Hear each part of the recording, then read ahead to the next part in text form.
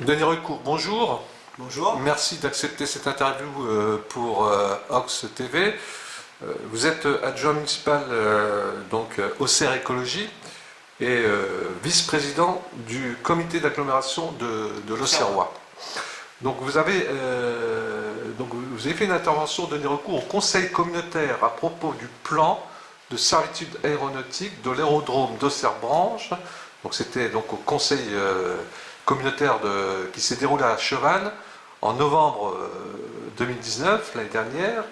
Et bizarrement, vous dites dans votre intervention que au moment où la communauté d'agglomération prépare son plan obligatoire air, énergie, climat 3 pour lutter contre le réchauffement climatique, vous n'êtes pas, vous êtes étonné que la commission environnement de la CA que vous présidez n'a pas été consultée sur ce dossier. Alors, d'abord, ce dossier, c'est quoi, pour clarifier les choses, et puis qu'est-ce qui vous a amené à réagir dans le cadre de cette intervention, pardon. Alors, en fait, effectivement, la commission environnement de la communauté d'agglomération n'a pas été chargée de ce projet, qui était donc en liaison avec l'aérodrome de Branche et du plan, le PSA, c'est-à-dire le plan de sécurité de servitude aéronautique, pour l'atterrissage des avions. Donc effectivement, je suis étonné de ça, parce qu'en général, tout ce qui concerne l'environnement, qui va avoir une délibération, passe par cette commission, où donc les élus dans la commission peuvent se prononcer. Donc c'est ça que j'ai fait remarquer à l'époque. Donc j'ai été informé, comme tous les autres élus, au moment du bureau, au moment où on a reçu les documents sur ce plan. Et effectivement, je suis intervenu parce que j'ai trouvé que ce projet était vraiment inadapté. Socialement pas très intéressant, économiquement on va en parler en fait. Bon, alors ce projet, allons à l'essentiel si vous le voulez bien, qu'est-ce que c'est ce projet? Parce que là c'est un aérodrome où il y a des plans de vol concernant de l'aviation commerciale. Il y a donc c'est quoi exactement? Pourquoi abattre, déboiser 33 hectares? En fait, pour l'instant, cet aérodrome, il concerne surtout l'aviation civile légère. Si on regarde bien les chiffres de fréquentation de cet aérodrome, on voit que 97% des mouvements sont non commerciaux. C'est-à-dire, c'est l'aéroclub, les écoles de pilotage, l'hélicoptère de l'hôpital, etc. Donc, école de pilotage, hélicoptère du SAMU ou de la gendarmerie. Voilà, c'est ça. Et on voit que ça touche pas vraiment de passagers payants. En fait, c'est à peu près 900 passagers sur 4 ans. C'est une moyenne de 2 passagers par jour, en fait. Donc, c'est des vols d'une aviation civile légère. Et pour cette aviation civile légère, il n'y a pas besoin de cette modification. Cette modification, elle a besoin, si on veut, des avions de transport plus importants, de 60 places. Et du coup, là, il y a besoin, en fait, d'avoir un plan de sécurité pour que les avions puissent se poser, c'est-à-dire il faut supprimer à peu près 30 hectares de forêt pour rentrer dans les demandes en fait, de la préfecture, et pour se mettre dans les normes. Mais c'est parce que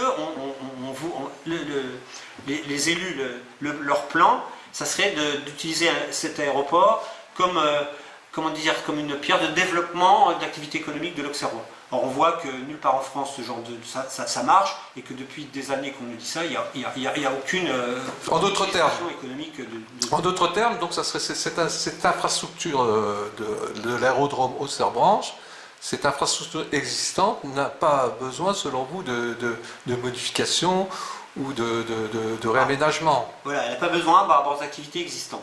Oui, puisqu'en fait, ces activités, ça concerne quoi? C'est du tourisme d'affaires? C'est du tourisme d'affaires, et puis essentiellement des gens qui ont un petit avion et qui voilà, donc ça au club, etc. Donc ça n'impacte pas, selon vous, ça n'a pas d'impact, et quand on regarde sur l'emploi, sur l'économie locale, c'est ça? Ça n'a pas d'impact. Alors dans la projection, bien sûr, on nous met ça en avant. Mais voilà, et on sait qu'en plus, ce genre d'aérodrome, nulle part en France, la société qui les gère, là, nulle part en France, ça s'équilibre, etc. Donc aujourd'hui, alors en sachant qu'en plus on est dans une urgence un peu climatique, une attention climatique, et du coup on sait très bien que par rapport, on en avait parlé avant, par rapport à ce que les scientifiques du GIEC, donc du groupement intergroupe international sur le C'est un climat, groupement d'experts c'est un groupement d'experts, sur le réchauffement climatique. voilà, dit justement que les forêts, c'est un des éléments importants de lutte contre le réchauffement climatique. Donc là, nous, on en a une qui, en plus, c'est pas que ça, c'est aussi toutes les promenades qu'il y a. Enfin, c'est vraiment la forêt de branche, c'est un peu la forêt auxerroise, quoi, où les gens ils vont se promener avec leurs enfants, etc. Je veux dire qu'il n'y a pas de raison importante, quoi, qui ferait que ça serait utile pour la vie de tout le monde de faire cette modification. Voilà. Et en plus, elle a été mal négociée. C'est-à-dire qu'il y aurait, parce qu'on va voir qu'en plus, il y a des endroits classés dans les arbres, dans la végétation. Et en plus, il y a certains endroits, il y a certains aérodromes en France où on tient compte de la géographie particulière de l'aérodrome. C'est-à-dire que dans leur plan de vol, les conducteurs d'avion, ils le savent. Donc il suffirait d'affirmer qu'effectivement autour de l'aérodrome, c'est dans une forêt, il y a des arbres, ça existe. À Nice, l'aérodrome est un peu particulier et c'est dans les plans de vol. Mais ça n'a pas été. C'est des possibilités de mettre ça s'appelle des calottes, où on pourrait mettre. Alors qu'est-ce que vous entendez par calotte? En fait, c'est des zones. Dans les zones qu'il faudrait couper, ça serait des zones protégées. Voilà. Mais qui seraient bien, comment dire, pour les pilotes d'avion, qui feraient partie des informations qu'ils ont. Voilà. D'accord. Donc ça serait plutôt ça serait balisé. Voilà, ça serait compris dans leur étude, parce que les pilotes s'entraînent. Un balisement signalétique. Voilà. D'accord. Et alors donc dans le jargon acronymique des commissions préfectorales, on parle de la zone Natura 2000, oui. C'est ça, hein, et puis de la SNIEF. Alors vous pouvez nous expliquer ce que ça veut dire En fait, il y a eu des. Ce que ça veut dire, c'est deux. Donc à la préfecture, en fait, il y a des groupes de travail, où il y a des associations. Donc dans le département, c'est Lyon Nature Environnement et la DENI. En fait, ils font des propositions par rapport à la faune ou à la flore, oui. Des choses qui sont remarquables ou un peu à protéger. Oui. Et donc les SNIEF, ce sont des zones justement de protection à protéger où normalement on n'a pas le droit d'y toucher. Enfin, c'est-à-dire c'est quoi? Des arbres, des animaux? Ça peut être des arbres, des animaux, des plantes, des fleurs. Donc, voilà, donc de la flore, la faune. C'est ça. D'accord. Donc tout un écosystème. Tout un écosystème qui vaut le coup parce qu'il est un peu rare. Voilà. Et donc on a quelques zones comme ça sur branche. Et alors, est-ce qu'on a évalué, est-ce que les experts ont pu évaluer les catégories, les espèces qui vivaient dans cet habitat forestier? Parce que bon... Alors de toute façon, là il y a eu une première petite étude. Normalement, il faut qu'il y ait une étude d'impact. Oui. Donc de toute façon, là il y a l'enquête publique, mais c'est le début d'un long processus. Non, mais vous ne répondez pas à la question. Est-ce qu'on a inventorié les catégories des espèces animales? Alors, donc là, lors de la réunion à Chevannes, on a eu une présentation un peu de la faune et de la flore. Mais elle ne nous a pas été donnée. Le document ne nous a pas été donné. Justement, on va le réclamer, ce document. Puisque à première vue, il y a eu donc D'accord. Et ces arbres, alors ces arbres, c'est 33 hectares, vous les connaissez ces arbres? C'est quoi? C'est des chênes? C'est quoi? C'est des... Géographiquement, c'est des charmes? C'est un mélange. Il y a quelques chênes, mais c'est un mélange des arbres de branches qui sont... Parce qu'en fait, c'est géographiquement, c'est autour de la piste, c'est sur les côtés droite et gauche de la piste. En fait. Voilà. Parce que donc Guy Paris, l'adjoint, parle dans son intervention là, sur Internet, hein, il fait une intervention, il parle des arbres à cavité. Alors, c'est quoi ces arbres? Mais parce qu'effectivement... Parce qu'il parle justement de... Beaucoup de gens s'intéressent à ce sujet, à ce problème-là, et on entend tout et son contraire. Alors, oui, mais une forêt, c'est l'ensemble, c'est un écosystème, une forêt. C'est ça qui est important. Ouais. Ça sert aussi... Et justement, c'est pour ça que ça permet à l'eau de s'enfoncer. Enfin, c'est toute une zone importante. C'est pas juste la qualité des arbres qui compte. C'est l'ensemble de ces écosystèmes qui sont présentés dans cette forêt, qui vont stocker le carbone, qui vont permettre à l'eau de s'infiltrer, etc. Donc pour nos captages, etc. C'est assez intéressant, etc. C'est pas juste dire, mettons, c'est telle catégorie d'arbres. En fait, les arbres, ils sont un peu plus mélangés. Et alors, effectivement, on essaie de détourner le fait que c'est quand même 30 hectares de forêt, c'est pas rien, 30 hectares de forêt locale, et qu'on nous dit, par exemple, effectivement, que la Natura 2000, ça touche beaucoup les bruyères et les landes. Et du coup, presque tout juste, si on ne dit pas, de couper les arbres, ça va être bien parce que les bruyères ils vont pouvoir s'étendre. Peut-être, mais nous ce qu'on veut protéger, c'est l'écosystème particulier autour de la forêt. Alors comment vous allez vous y prendre pour vous opposer à ce projet qui est en cours? Parce que là, il y a une pétition qui circule sur Internet, donc qui demande, qui requiert 500 voix, si je ne me trompe, hein. Et donc là, on en est à peu près à 367 ou 400. On est proche du but. Et ça vient de commencer. Hein. Et ça vient de commencer. Et donc là, vous engagez une action aujourd'hui, donc on est le mardi 8, hein, c'est ça? Mardi 8 janvier, donc à l'Arquebus, pour vous rendre place Maréchal Leclerc. Alors, qu'est-ce que...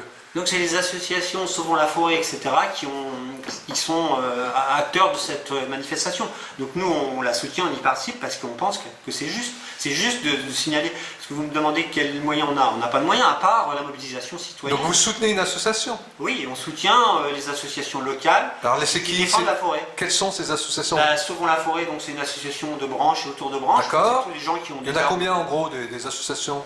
il y en a une aussi à Charbuy, puis après il y a Elle s'appelle comment? Celle de Charbuy, je sais pas le nom exact, enfin, donc c'est des gens sur Charbuy qui se mobilisent pour leur... Donc vous défendez des associations? Donc voilà, nous on suit les associations qui sont en place et qui sont au courant, qui suivent le dossier depuis des années, quoi, en fait. D'accord, entendu. Bien. Et comment voyez-vous l'avenir à propos de ce projet? Moi je pense que s'il y a une mobilisation citoyenne importante, et je pense que les gens aujourd'hui, on a quand même changé, on n'est plus dans les années 70, je crois que ça c'est l'erreur que fait Guy Ferrès, qui pense qu'effectivement, bon, en arrangeant un peu les choses, ça va passer. Non, aujourd'hui,